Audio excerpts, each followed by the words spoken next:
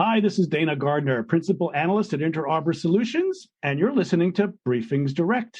Self-awareness as an individual attribute provides the context to better understand others and to find common ground.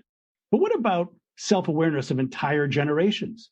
Are those born before the mass appeal and distribution of digital technology able to make the leap in their awareness of those who have essentially been born digital? Does the awareness gap extend to an even more profound disconnect between how today's younger generations think and those more likely to be in the leadership positions in businesses? Do the bosses really get their entry-level cohorts? And what, if any, impact has the COVID-19 pandemic had in amplifying these perception and cognition gaps?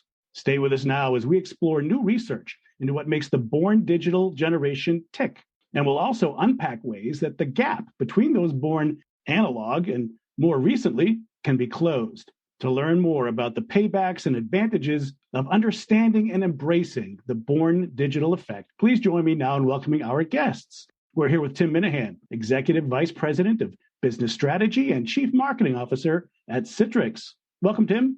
Thanks, Dana. Thanks for having me. Glad to have you back. We're also here with Amy Hayworth, Senior Director of Employee Experience at Citrix. Welcome, Amy. Thanks, Dana. It's great to be here. We're glad to have you. Tim, let's start at the top. Your research into what makes those born digital tick has seemingly bucked conventional wisdom. Why did Citrix undertake this research in the first place?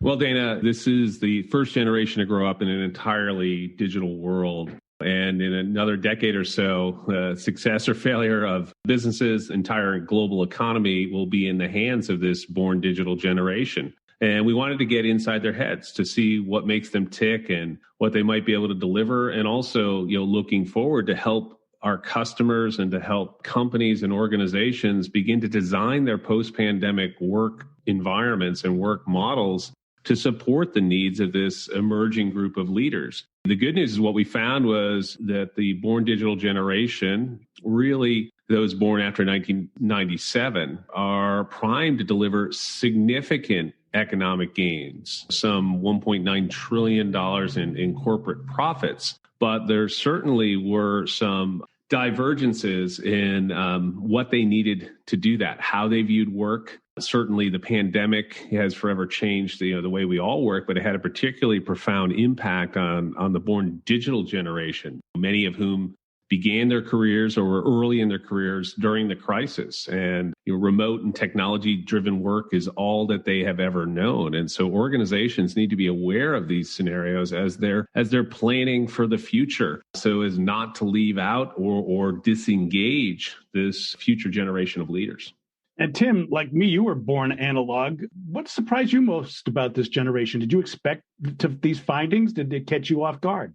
There were certain key findings that I think kind of debunked a lot of the myths around what motivates these workers. Our research revealed kind of a fundamental disconnect between some of the misconceptions before. First, job stability and work-life balance is what matters most to these employees, right? So I think largely faced with an uncertain job environment, younger workers are most focused on fundamental work factors like career stability and security, but also want to work in their own way, are looking for that good work-life balance, more flexible work models. And this is poorly understood by leaders who, in the same research, think that behind access to technology, the born digital generation values opportunities for training and meaningful work that has impact. And while those are important, they're further down on the list. So that idea around job satisfaction, career stability and security, a good work-life balance ranks above actual compensation and the manager they work with. The other key thing was it's become very clear, and it's a topic in the market today, leaders really overestimate the office appeal. 90% of the born digital generation employees do not want to return to the office full-time post-pandemic, and they prefer a more flexible or hybrid model, which is, in stark contrast to the leaders, the 58% of leaders who believe that young workers will want to spend most or all of their time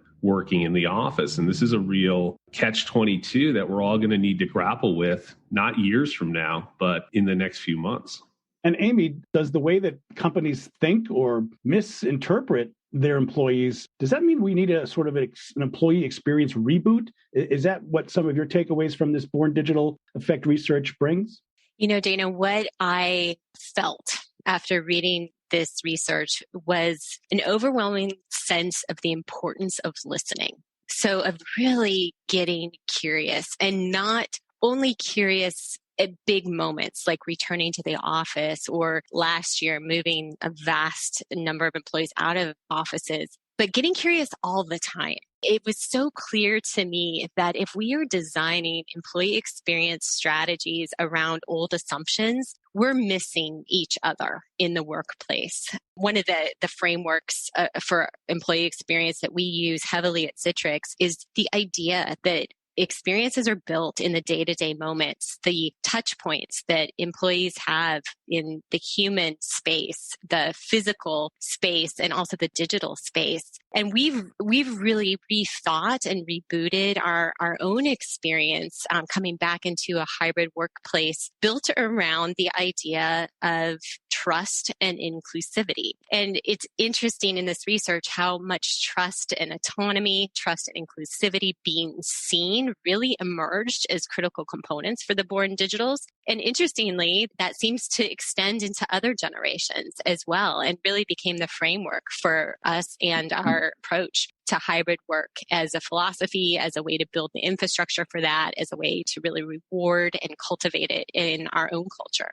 Yeah, and I think I would add to that. Amy is an example of a major trend we're seeing among visionary leaders that are using this moment in time to really rethink future work models and turn their work environment to a competitive advantage. And that is the fact that we actually have a head of employee experience, as do a growing number of our customers that are trying to navigate through these situations, particularly as they're making post-pandemic work model planning, right? And one of the big topics I know, Dana, you're focused on, which is, and hearing a lot about in the news today, which is it's not just about where people work. I think there's a false positive that some executives are doing the circuit with, that a belief that everyone wants to get back to the office full time because that initial burst of productivity has declined, and they're using the last 15 months as a proxy for what remote work is. Let's be clear, the last year and a half has not been remote work, it's been remote isolation. And so there needs to be a deeper level of understanding, as Amy said, as you move into your planning, to truly understand what motivates people, to truly understand what's going to attract the right talent, and importantly, what's going to engage them and allow them to be successful in driving the business outcomes that you're hoping for them to achieve. You know, I find it not just a little ironic that we're perhaps going to be able to better listen and better communicate when we're not just in the office, and that there might actually be an inability to see the trees for the forest when you're in the same office, going through the same patterns, that maybe breaking that pattern leads to better communication. Or am I off base here, Amy?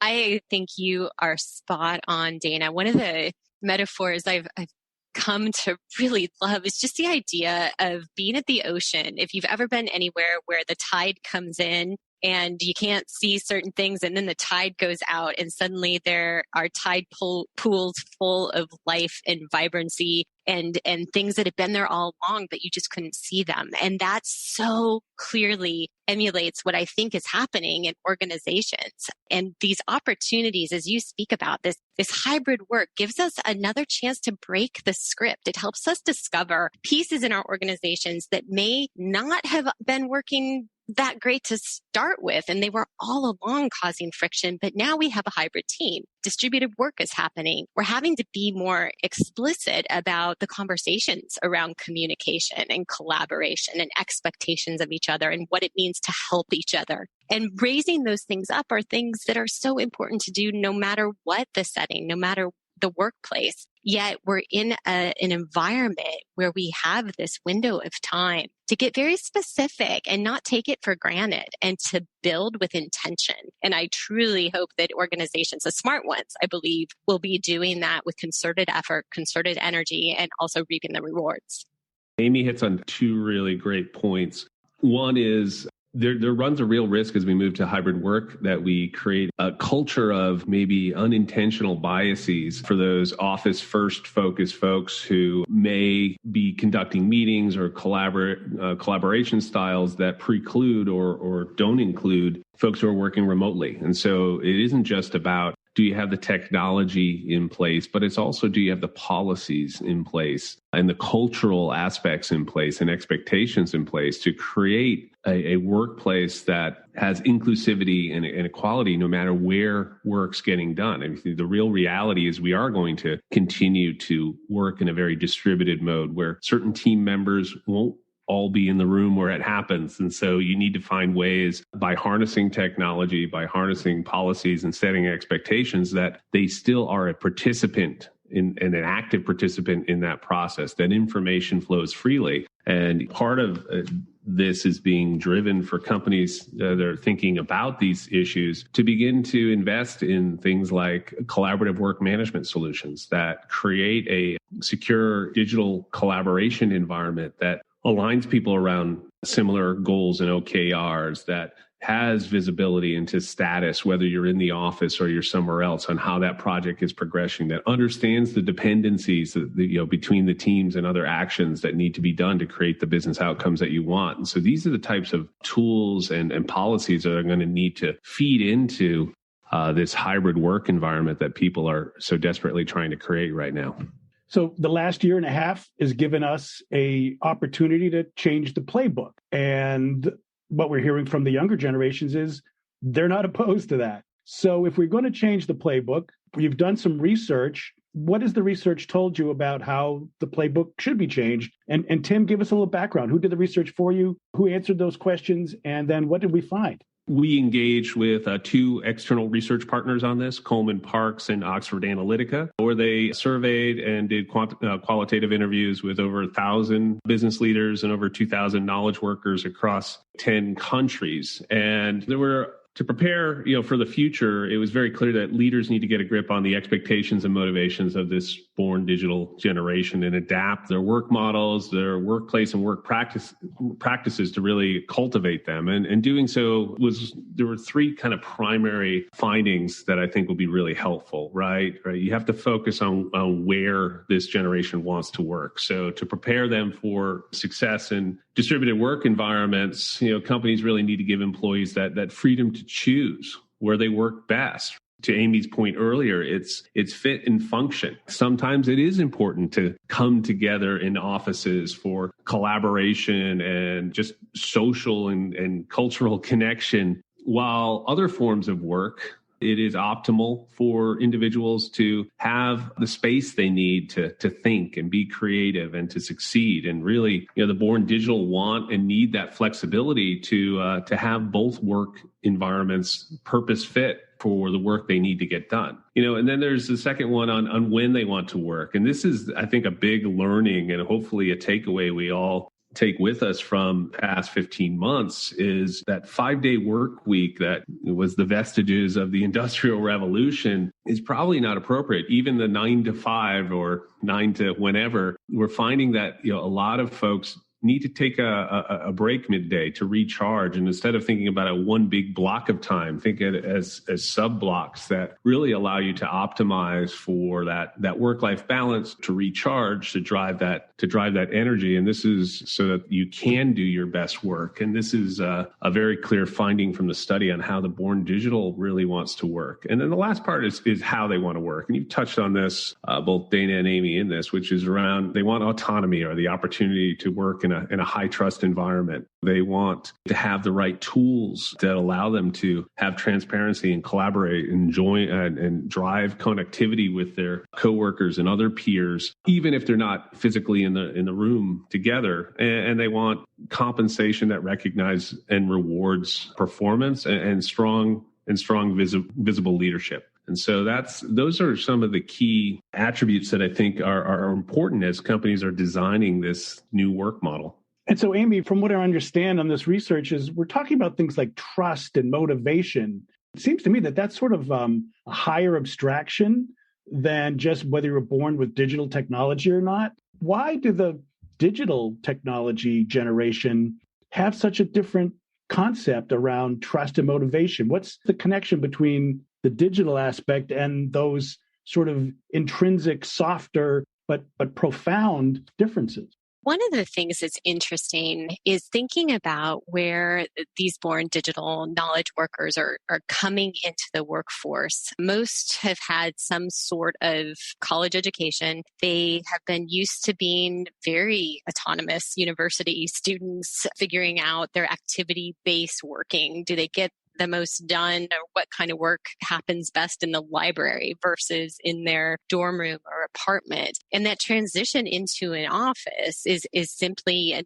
another step of a capability that they've been building for years. And so really realizing that if organizations aren't leading with trust, transparency, autonomy, allowing the digital tools they've come to expect and leverage in their educational path, if that feels like there's a massive disconnect, we're not only undoing some of the amazing self-leadership that these born digitals have grown within themselves, but organizations are also depriving ourselves of learning from them. And really rethinking the idea that the born digital generation is coming with more seniority is one way to think about it, more seniority when it comes to digital tools than some of their predecessor generations. And as we offer ourselves the opportunity to flip our mindset, most of the time, leaders with more seniority are thinking, well, we have to groom this next generation of leaders. If we can flip that mindset to think about how this next generation of leaders can be grooming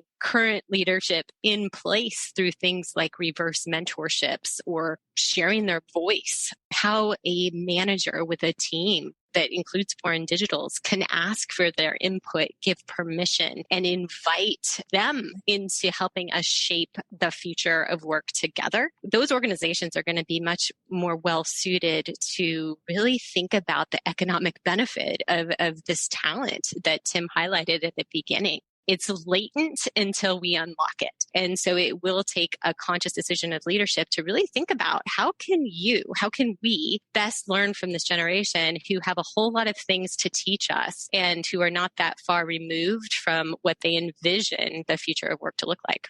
Amy brings up a really good point that showed up in the research, that dissonance between what older workers and leaders perceive as their experience and those for the born digital generation, both in the tools that they use to do their work, but also in how they communicate. And so on the technology side, for instance, young workers and leaders inhabit very different digital worlds. The research found that only 21% of business leaders use instant messaging apps like Slack or WhatsApp for work purposes, compared with 81% of born digital employees. So if you want to build this trust, you want to build this communication, it's very hard if you're not hanging out in the same places. Similarly, only 26% of business leaders like using these apps for work, compared to 82% of the born digital. And so there are very different work habits and work tools that the born digital are using. And as leaders looking to cultivate and recruit these born digital workers, looking to engage them, looking to build that trust, we're going to need to really understand what tools they use, how they want to communicate in order to foster that next generation of leaders. Yeah. And Tim, to add to that, that stat really caught my eye, that 26% of business leaders like using these apps for work, compared with 82% of born digital workers. Every organization that I've spoken with in my career, honestly, but especially in the last 36 months, has talked about how hard it is to get messages into the organization. And when you step back and say, well, how are you trying to communicate that message? Oftentimes what I hear is a company intranet or email. And so if we even take something as incredibly important as communication, and we think about what could be applied from this data to specific segments, to communication, to leadership, to recruiting, this becomes a really salient point and very relevant for the planning and strategy to reach this group of workers. In the employee experience space, one of the key ideas is that not everybody is the same. Employee experience is built around personalization. And as you go through, so much of this data is so rich with aligning a strategy to personalize the experience for the born digitals to the benefit of the born digitals and the organization both. But that one in particular, I think there's a whole lot of action. If people only take one thing from this report, to me, that could be it right there. Yeah, we could fill up a whole list of Slack conversations with that topic. Absolutely. It strikes me that there's a propensity for these younger workers to innovate, that you give them a task and they're ready and willing to figure out how to do it on their own. And in fact, that's what they've had to do, while older workers waited around to be told how to do things. And I wonder if there's innovation propensity in the younger workers is an untapped productivity boon, that allowing people to do things their own way, as long as it gets done, is perhaps a huge benefit that we just lacked up until recently. Am I cherry picking facts here, Tim, or is there something to this built-in innovation motivation in these younger workers? Yeah, I think you're onto something there. What you call it DIY or YouTube generation. It certainly have. You see it in your own children in the homestead of figuring things out, teaching themselves how to figure out whether it's a math problem or whether it's a hobby. Amy mentioned earlier the importance of reverse mentoring, and that's no joke. Originally, we talked about it as teaching the older generation how to use technology, but there is a best practice sharing as it applies on how to solve problems, how to constantly adapt, how to continue to learn. That reverse mentoring, whether it's formal or informal, has a real big opportunity to lift all boats. When they innovate, we have the means now, especially when they're remote, to digitally track what they're doing, and we can learn on a process basis through data as to what processes work better than others, which allows us to constantly, iteratively improve our processes, whereas before we were all told how to do it, we did it, and then we redid it. So is there a opportunity here to create a new business style, combining the data-driven ability to measure what people are doing and letting them do it in an experimental fashion? I think one of the really amazing opportunities is to be able to think about how machine learning and AI can become that guide on the side as the data fuels insights, and those insights can help make workers more effective, potentially more productive. When I think about that idea of reverse mentoring, I would not only love to have a born digital help mentor me on technology, but I wouldn't mind having an AI coach that taps into places where I'm missing it and could intervene and help me find a better way to really guide my work, or think about who else might be interested in this topic that I'm working on that could really fuel an interesting discussion and help me make those connections within my organization. And thinking about born digitals or generation remote, who are also specified in the report, and how distinct their experiences are even within this segment of the population. There are some differences, and there is a definite need to continue to build those connections within organizations. Technology can play a role in that, not only by removing friction to give us time to actually connect with other human beings, but to also guide us to where those connections might be really productive ones. And by productive, I don't necessarily mean just output, but lead to some idea generation, to some further innovation, to scaling, to creating a coalition and being able to influence to see an outcome that is desirable. Tim, anything more to offer on that? All of Amy said just continues to get summed up in the world is moving so quickly today. Technology is advancing at such a rapid pace. That's changing how we engage and do business at such a rapid pace. And the real skill set, the growth hack skill set for your individual career right now is those who can continuously learn and quickly adapt, right? And that's going to be critical. And so we think this born digital generation has a lot to offer on that front, teaching the entire culture to support that. And as Amy said, augmenting that with AI or machine learning and other tools so that it becomes an institutional upgrade in skills and knowledge and best practice sharing so that everyone is absolutely performing at their best and everyone can begin to see around corners and adapt much quicker. That's what's going to create the high performing, curious and growth oriented organizations of the future.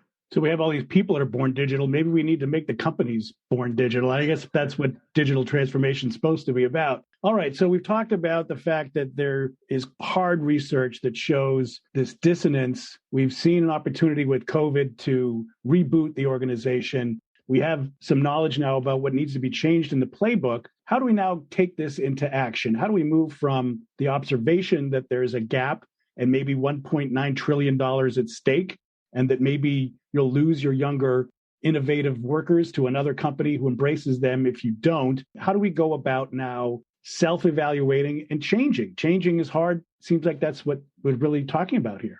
Number one for me is listen. And listening sounds hard for some. It requires time, but I will advocate that it doesn't take a lot of time. I have a little game that I'd like to offer everyone. It's called 5 for 5, which means talk to 5 people with 5 questions and ask those 5 questions to all of them. Don't defend, don't explain, just get genuinely curious and start with your born digitals. Most organizations have an easy way for leaders to find them. They might be on your team. They might be your kids, your nieces, your nephews, a neighbor down the street. But spend a little bit of time just listening. And with those 5 people, what we know is that you're likely to find some themes, even in just those 5 conversations, and then put it on your calendar to do it at least once a quarter. These are the most interesting opportunities leaders have to inform strategy, to think about what's next, to learn something about a person that they may never have known before. We recently went through a cycle of this internally as part of our hybrid philosophy build and realizing the capabilities and tools that we would need to deliver into the organization in order for teams to be effective. And I happened to be aligned to interview our Born Digital segment. Most of them were fairly new in their career. Some had started during COVID. And to have the opportunity just to hear their stories. My favorite question was, if you were a manager right now, what would you be focused on? And across the board, each of these interviewees, employees at our organization said, I would be very clear what's expected as far as working hours and when it's okay to log off. And that insight alone really was validated in the research. Not only is this generation looking for job stability and security, but they're also very likely to not be the ones to ask for permission. They're looking around to figure out what's okay and not okay. And so we need to be really clear about helping them define boundaries and to also model those boundaries as well, because really born digital doesn't mean born burnt out. And we want to be sure that we keep the engagement and the curiosity, the innovation, the creativity, the energy that the born digital population brings into organizations. And we really help them be successful with developing a sustainable pattern for work. Tim, how do you see us closing the gap in the near term? I think, as Amy said earlier, and the practices she's even putting into place here at Citrix, it is that convergence of the digital workspace. So the tools that we use to facilitate open and equitable collaboration and transparency across teams, whether they're in the office or whether they're working remotely, really driving towards continuous learning and best practice sharing and achieving business outcomes together. The physical workplace and fitting that for purpose, fitting that for purpose as to when is it important to come together? When do we benefit from that, whether it's for collaborative projects or whether it's for the social aspects, creating that water cooler dynamic. And then the last part that Amy just mentioned, which I think is so critically important. The ultimate success on this is going to require on how you transition your culture, how you make it okay for people to turn off in this always connected world, how you set norms on how we want to create an equitable and inclusive workplace and not a have and have not for those that work in the office and those that work remote. I think there's a really good framework that Amy's put in place here at Citrix and that we're advising our customers on triangulating between that Venn diagram of creating the right digital workspace, coupling it with the right purpose-built workplace, and then enabling it all with a common policies and culture that fosters equality, inclusiveness, and is focused on business outcomes. So we've talked about the future of work being influenced by more flexibility, giving choice to people who have a different perspective, providing them the autonomy that they're accustomed to, especially if they're coming from a college experience that emphasized that. But we're also talking about technology companies. Is there something about the way that technology has been delivered into the marketplace by vendors, including Citrix, that also needs to change? Because we're talking about things that are culture and behavior and motivations. What is it about the way that technology has been delivered that might need to take a lesson from this research? One of the things that comes to mind is this idea that great employee experiences are really shaped by this empowerment of employees at a very personal level. So when technology can guide and automate work experiences to free the person up from the noise, from the friction, from having to log into multiple tools to context switch, all of that creates a draining effect on a single human. And what technology is really positioned to do is to remove that friction and to let technology do what technology is best at, which is to automate, guide, and organize, really based on those personal preferences, and seeing some of the new innovations that are really niche in doing this, but also the platforms like Citrix brings to the table to unite it all in one place and to simplify for the employee only means that this is something that the employee doesn't have to think about. It just is. It's seamless. And that quality of that interaction is one of the key levers in creating positive employee experiences, which lead to engagement, lead to commitment to an organization in a war that is hot right now with talent, with attrition, and finding the right talent to innovate into the future. So all of these elements really matter, and technology has a big role to play in that. Tim, it sounds like automation is another word we should be using. We talked about using ML and AI to help learn along the way, but it sounds to me that the more you can automate, even though that sounds in conflict with allowing people to be flexible, is important. I think Amy hit the nail on the head. It is about certainly automating and guiding employees, but it's also removing that noise from their day. You know, the dirty little secret in business is each of these individual tools that we've introduced into our work day on their own certainly were adding productivity, helping us do our jobs. But collectively, they've created such a cacophony of noise and distraction in our day. It's actually frustrating employees. If you think way back to pre-pandemic, one of the dynamics was that Gallup study showed that employees were more disengaged at any other time in history. 86% of employees felt they were disengaged at work because they were frustrated with the complexity of the work environment, all the tools, the apps and chat channels that were interrupting them from doing their job. And that's only been exacerbated throughout the pandemic as people don't even have clear defined beginning and ends to their day. And so it continues on. And so one of the things we need to be thinking about as technologists, as we introduce technology or we build solutions, is how do you mute this noise? How do you automate some of the mundane tasks so that employees don't need to switch context every 2 seconds? How do you actually create a unifying workspace that allows them to have access to all of the tools, all the apps, all the content, all the business services they need to get their job done without needing to remember multiple passwords and go everywhere else? And then how do you begin to literally use things like AI and ML to guide them through their day, presenting them with the right information at the right time, not all the information, allowing them to execute tasks without needing to navigate multiple different environments. And then how do you create a collaborative workspace that is equitable and provides transparency and a common place for folks to align around common goals, execute against projects, understand the status, no matter whether they're working in an office and in a conference room together or they're distributed to all corners of the globe.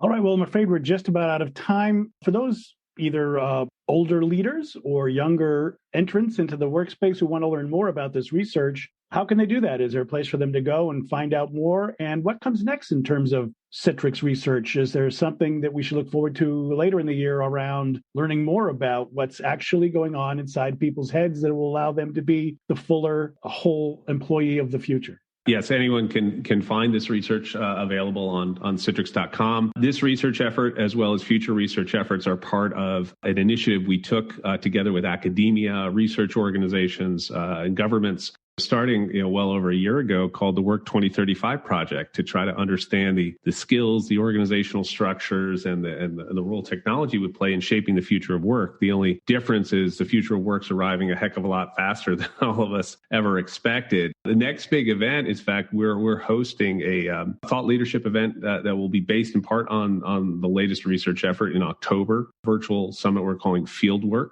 where we're going to bring together some of the industry's thought leaders around how the future of work is evolving and have an open dialogue. And we'll be providing more information on that as we get closer to the fall.